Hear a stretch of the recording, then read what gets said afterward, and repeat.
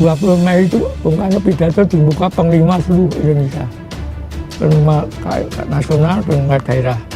Bung Karno mengatakan begini, dengan meningkatnya revolusi itu, jadi orang masuk, kemudian pembentuk pada turun, menyatukan diri, kemudian tahun berdikari, maka Nikolem penjajah itu tidak suka. Untuk itu mereka akan nyetop revolusi Indonesia dengan membunuh Soekarno, Yani, Subandrio, dan pemimpin lainnya. September terjadi. Sebab teorinya menjatuhkan Bung Karno itu bukan langsung. Semua pendukung Bung Karno diantem. Partai-partai diantem. Tentara yang pro Bung Karno sikat. Kemudian menteri-menteri yang dekat Bung Karno urung. Bung Karno sendirian baru. Tidak menjadi bukan rahasia lagi. Bahwa PRR itu Permesta itu dalamnya Amerika yang membela Amerika. Sampai Ellen Pope ketangkap itu. Tapi Amerika Serikat kan tidak mau diam, mau terus menguasai Indonesia. Karena kekayaan Sabang Merauke itu luar biasa. Nah, untuk itu strateginya Bung Karno jangan diantem langsung. Pendukung dulu diantem. Dengan dalih apa saja. Dalih ini, dalih G20, saya macam. Kalau sudah Bung Karno sendirian baru. Nah, untuk itu ada buku namanya CIA File. Saya minta cari itu. Yang dirilis 20 tahun setelah 65. Itu saya punya, nanti saya kasih bukunya. Itu tanggal 1 Agustus tahun 1966. Itu Menteri Luar Negeri Dean Rusk itu menulis memorandum kepada Presiden Johnson untuk sidang National Security Council Amerika. Itu pengakuan Amerika. Satu mengatakan begini, lewat 1 Oktober kan G30 ya, jenderal-jenderal dulu. Kita harus mengambil langkah-langkah atas keberhasilan dan akibatnya. Apa itu kan bukan Amerika.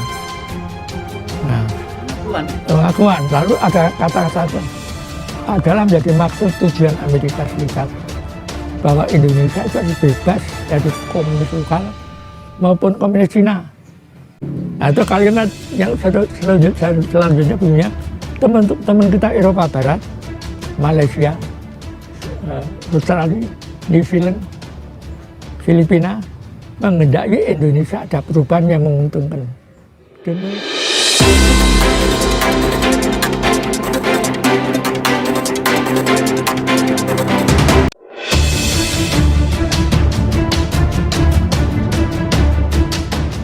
Ingatan lelaki itu merentang jauh ke belakang. Matanya menerawang ke masa-masa 50 tahun silam. Sejurus waktu, dari atas kursi roda yang didudukinya, lelaki itu mulai bercerita. Untuk menafsirkan G30S, kita harus berpegang kepada dalil yang disebut history is continuity atau sejarah adalah keberlanjutan. Katanya dengan wajah serius saat menerima kunjungan Republika di Sabtu tanggal 26 September tahun 2015 petang, seperti dituturkan kepada wartawan republika.co.id, M. Akbar Wijaya. Lelaki itu bernama Muhammad Ahadi. Dia salah satu saksi kunci dari narasi panjang gerakan tanggal 30 September tahun 1965 yang berujung tragedi. Pada medio 1964 atau setahun sebelum peristiwa G30S terjadi, Presiden Soekarno mengangkat pria kelahiran Kutoarjo 83 tahun silam itu menjadi Menteri Transmigrasi dan Koperasi Kabinet Dwikora I dan II. Sejak itu Ahadi masuk dalam lingkaran orang kepercayaan Bung Karno. Saya Soekarnois, katanya. Bagi Ahadi, peristiwa G30S bukan hanya tentang penculikan dan pembunuhan 7 orang jenderal dan 3 perwira menengah Angkatan Darat.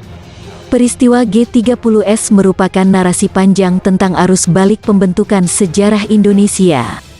Dari peristiwa G30S, Indonesia berubah dari bangsa Trisakti yang berdaulat dalam politik, mandiri dalam ekonomi, dan berkepribadian dalam kebudayaan, menjadi bangsa yang gampang didikte asing. Persatuan Nasional yang saat itu menjadi teladan negara-negara dunia ketiga di Asia Afrika, dipecah belah dalam Perang Saudara. Kata Bung Karno, G30S membuat revolusi Indonesia mundur 20 tahun ke belakang. Seperti tahun 1945, ujar Ahadi. Lama merenung tentang apa yang terjadi dalam peristiwa 50 tahun silam, Ahadi berkesimpulan aksi G30S yang dipimpin Letnan Kolonel Untung Samsuri hanyalah permulaan dari skenario panjang menghancurkan revolusi Indonesia. Sasaran utamanya adalah Bung Karno selaku pimpinan tertinggi revolusi. Saya berkesimpulan bahwa G30S adalah pengkhianatan berbentuk jebakan-jebakan terhadap Bung Karno dan seluruh kekuatan yang loyal terhadap Bung Karno, katanya. Analisa berangkat dari kenyataan yang terjadi setelah peristiwa gerakan tanggal 30 September. Saat itu perlahan namun pasti, wibawa dan kekuasaan politik Bung Karno digerogoti. Sejumlah orang kepercayaan Bung Karno ditangkapi. Bung Karno juga dilarang mengikuti beragam aktivitas politik yang sudah menjadi vitamin batinnya sejak muda. Bahkan, manusia yang sejak muda gigih melawan penjajahan ini mesti mati dalam status sebagai tahanan rumah di negeri yang kemerdekaannya dia proklamasikan sendiri. Dan yang paling penting, revolusi Indonesia menentang neokolonialisme dan neoimperialisme berhenti total. Muhammad Ahadi belum melupakan peristiwa yang terjadi pada Jumat tanggal 1 Oktober tahun 1965. Persis 50 tahun silam, sekitar pukul 5.30 waktu Indonesia Barat, Menteri Transmigrasi dan Koperasi Kabinet Dwikora ini sedang bersiap dinas ke kantornya di Jalan Gatot Subroto, Jakarta Selatan. Tiba-tiba, sang istri yang baru selesai sembahyang dating melarang Ahadi berdinas. "Hari ini Papah jangan ke kantor, ada maut. Saya mimpi Papah jadi pengantin. Tapi saya marah-marah karena undangannya tidak jadi disebar," kata Ahadi menirukan ucapan istrinya saat menerima kehadiran wartawan Republika.co.id M. Akbar Wijaya di Depok. Bagi pria kelahiran Kutoarjo, Jawa Tengah ini, mimpi menjadi pengantin merupakan pertanda buruk. Dia bisa berarti kematian. Apalagi mimpi itu datang dari seorang wanita. Itu artinya mati toh, kata Ahadi. Firasat sang istri menemui titik terang saat pagi memasuki pukul 7 waktu Indonesia Barat. Saat itu Ahadi mendengar pengumuman yang disiarkan Radio Republik Indonesia. Pengumuman itu dimulai dengan kalimat seruan. "Perhatian, perhatian," ujar Ahadi menirukan suara penyiar radio. Belakangan diketahui penyiar RRI pagi itu bernama Yasir Denhas. Dia dipaksa pasukan gerakan tanggal 30 September membacakan pengumuman yang menyebutkan bahwa kelompok G30S telah berhasil menyelamatkan Bung Karno dari rencana kudeta Dewan Jenderal. Dewan Jenderal adalah gerakan subversif yang disponsori oleh CIA dan waktu belakangan ini sangat aktif dan terutama dimulai ketika Presiden Soekarno menderita sakit yang serius pada minggu pertama bulan Agustus lalu. Harapan mereka bahwa Presiden Soekarno akan meninggal dunia sebagai akibat dari penyakitnya tidak terkabul. Dewan Jenderal bahkan telah merencanakan untuk mengadakan coup atau kudeta kontra-revolusioner. Letnan Kolonel Untung mengadakan gerakan tanggal 30 September yang ternyata telah berhasil dengan baik. Demikian penggalan isi siaran tersebut. Ahadi bilang, siaran RRI di atas membuat banyak pihak terkejut. Tak terkecuali dirinya, tak sedikit pihak yang secara gegabah mendukung aksi G30S Untung. Pihak itu salah satunya ialah Menteri Panglima Angkatan Udara Republik Indonesia, Laksamana Madya Udara Omar Dhani.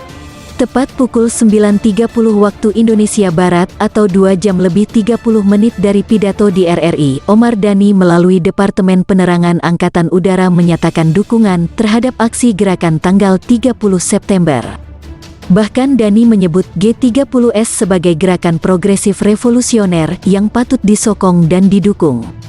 Orang-orang yang bertindak spontan seperti Dhani tidak sedikit. Mereka umumnya ialah loyalis Bung Karno yang mengira usaha perebutan kekuasaan benar-benar dilakukan Dewan Jenderal. Sebab beberapa bulan sebelum G30S terjadi, rumor tentang Dewan Jenderal akan merebut kekuasaan telah berembus kencang. Apalagi siaran itu terkesan resmi dari pemerintah karena dibacakan oleh penyiar RRI sehari-hari dan mengatasnamakan Cakrabirawa selaku pengawal pribadi Presiden. Penyiarnya yang biasa menyiarkan. Jadi untuk orang awam mengira itu siaran resmi pemerintah. Nah itu triknya. Jadi semua dukung kan? Termasuk Umar Dhani dan Kapolda dukung, katanya. Ahadi bilang, reaksi spontan orang-orang terhadap G30S membuat dalang di belakang layar aksi G30S mampu memetakan siapa saja kelompok loyalis Bung Karno yang mesti dihabisi atau dibui. Dari reaksi spontan semacam itu juga, sang dalang G30S memecah belah bangsa Indonesia ke dalam perang saudara. Saya berkesimpulan bahwa G30S adalah pengkhianatan berbentuk jebakan-jebakan terhadap Bung Karno dan seluruh kekuatan yang loyal terhadap Bung Karno, katanya. Usaha menghacurkan loyalis Bung Karno mendapat legitimasinya setelah pengumuman lanjutan kelompok G30S di RRI pada pukul 13 waktu Indonesia Barat. Pengumuman yang kini disiarkan langsung oleh Untung, bukan Yasir Denhas, menyatakan G30S bertujuan menyelamatkan negara dari kudeta Dewan Jenderal. Namun anehnya, Untung juga menyatakan pembentukan Dewan Revolusi Indonesia dan mendemisionerkan Kabinet Dwikora bentukan Bung Karno. Ini artinya, kelompok G30S telah mengubah tujuan aksinya dari gerakan heroik menyelamatkan kepala negara menjadi kelompok subversif penggerak kudeta. Dengan jatuhnya segenap kekuasaan negara ke tangan Dewan Revolusi Indonesia, maka Kabinet Dwikora dengan sendirinya berstatus demisioner, kata Untung saat itu. Pidato Untung sontak membuat banyak pihak kaget. Para loyalis Bung Karno yang pada pagi harinya spontan mendukung G30S mulai sadar telah masuk jebakan. Satu persatu mereka ditangkap dan ditahan dengan dalih melakukan makar terhadap pemerintah. Bahkan penangkapan juga dilakukan terhadap loyalis Bung Karno yang menentang aksi gerakan tanggal 30 September. Ahadi termasuk satu dari sekian banyak loyalis Bung Karno yang ditangkap. Dia dipenjara selama kurang lebih 12 tahun tanpa pernah tahu apa kesalahannya.